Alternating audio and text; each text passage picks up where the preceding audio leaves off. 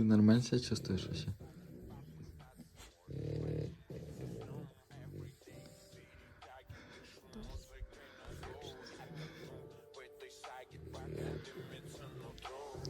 У вас типа любовь.